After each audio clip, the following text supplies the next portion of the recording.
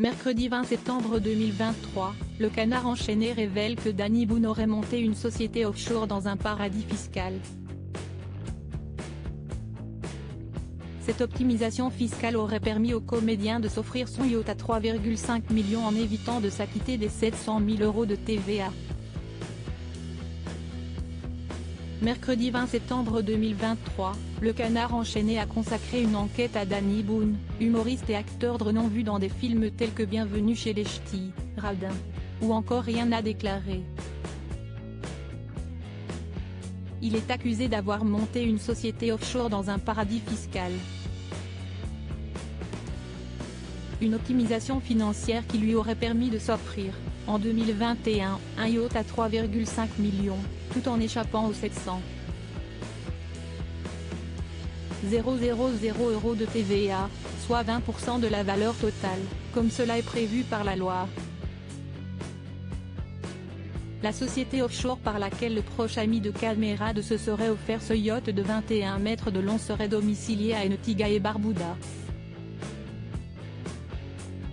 Le Canard enchaîné rapporte qu'Antigua et Barbuda est considéré, par l'Union européenne, comme un paradis fiscal faisant partie des juridictions fiscales non coopératives.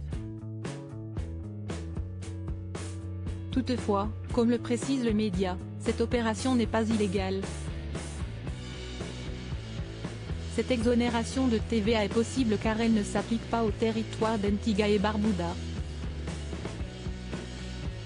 Danny Boone veut, déjà, se séparer de son yacht afin que cette opération soit considérée comme légale.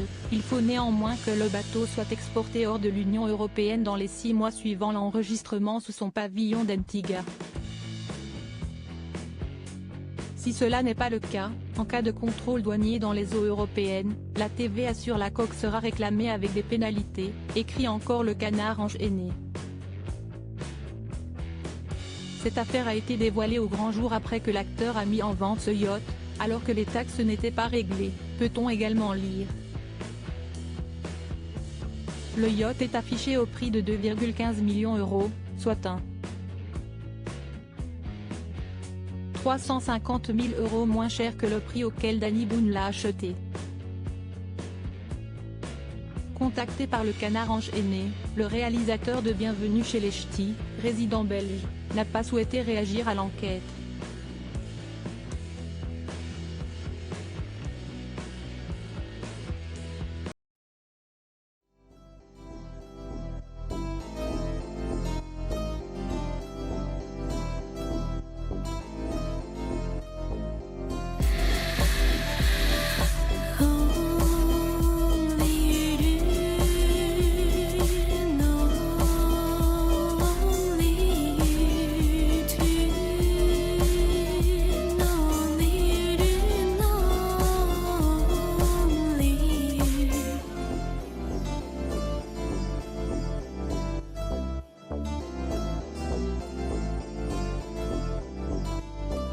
To